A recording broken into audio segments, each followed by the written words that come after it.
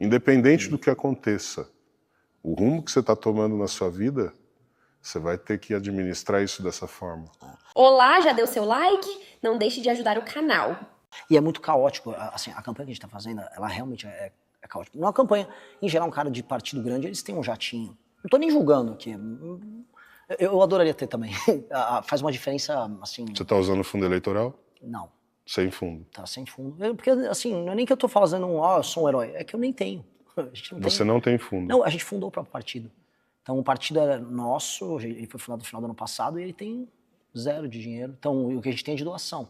E aí, o que a gente faz? No máximo, pega um voo, a gente vai para um estado, vai, por exemplo, pro Maranhão. Aí lá a gente aluga 2 carros e sai rodando. Quem é seu político de inspiração?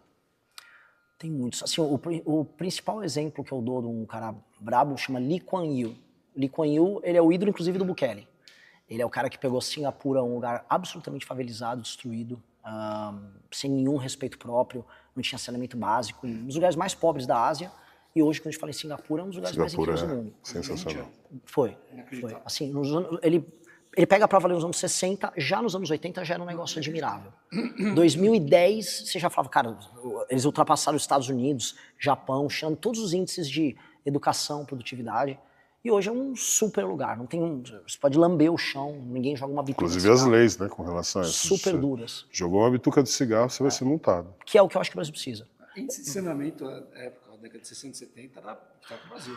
Era baixo, era nível Índia. Era nível naquela Índia. época. Era inacreditável. Hoje em dia. Doenças bizarras, conflitos, super violento também. Então, esse cara, eu acho que esse cara foi o maior administrador político do século XX, isso com certeza. E é o maior case. E o Bukele, tu não fala do Bukele na parte de segurança. No fundo, o Bukele está querendo fazer lá, em El Salvador, o que ele fez em Singapura, que é o que eu acho que a gente precisa para o Brasil.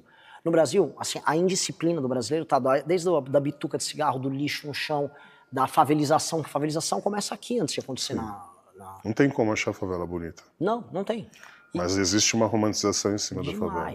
Esse é um dos temas centrais nossos, como desfavelização. E não é um ódio à favela, é simplesmente aquela questão, não gostaríamos que tivesse favela, nós gostaríamos que todo mundo tivesse uma infraestrutura mínima ali para estar vivendo. Então não é nada contra a favela, mas em si o sistema que coloca as pessoas na favela. E o único partido que tem um projeto objetivo, um orçamento, tudo para acabar com as favelas no Brasil. Esse é o nosso. A gente tem um projeto de 900 bilhões de reais, você consegue em 10 anos não ter mais nenhuma favela.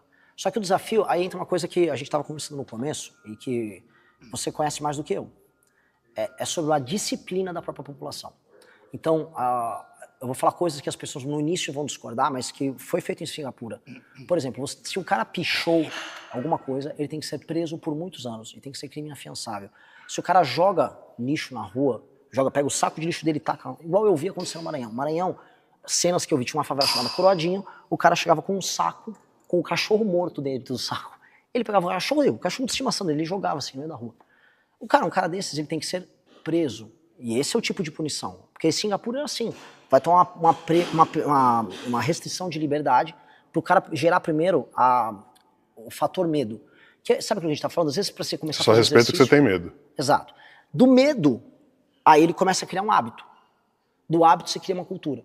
E isso é uma geração de disciplina. E eu acho que para a gente desfavelizar, eu tô falando de desfavelização mental do brasileiro, a gente vai precisar fazer isso. E a gente vai precisar de muito apoio, porque toda a lógica brasileira é uma lógica sobre relaxo, sobre esculhambação. E a gente tem que quebrar isso. Eu sou a favor de pena de morte. O problema é que tem que alterar a Constituição. E não é só alterar, porque dá para alterar a Constituição hoje, ela é cláusula pétrea, tem que fazer uma outra Constituição. Então, só que dá para você colocar penas que se tornam na prática uma prisão perpétua, sem necessariamente ser prisão perpétua. Maioridade penal. Eu sou a favor que não tenha maioridade penal. Seria o seguinte, crimes comuns, beleza, até 14 anos, a pessoa cometeu o crime comum, a partir de 14 ela vai presa igual um adulto. Agora, se um menino de 11 anos estupra e mata uma senhora de idade, como tem casos que acontecem, ele tem que ser punido igual um adulto. Se ele teve força para cometer aquele crime, ele tem que ser punido igual um adulto. E assim, Estados Unidos tem julgamentos especiais para jovens psicopáticos que cometem crimes assim.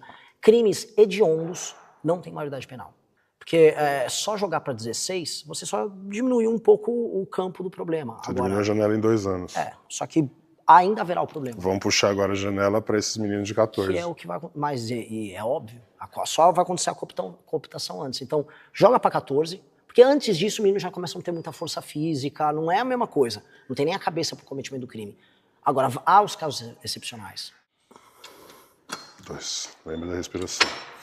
3.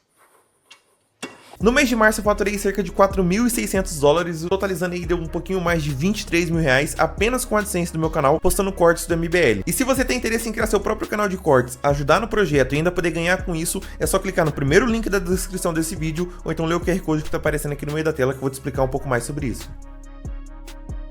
E aí, curtiu o corte? Então dá aquela ajudinha, deixa o seu like, compartilha e se inscreve no canal. Um abraço e até o próximo vídeo, porque o futuro é glorioso.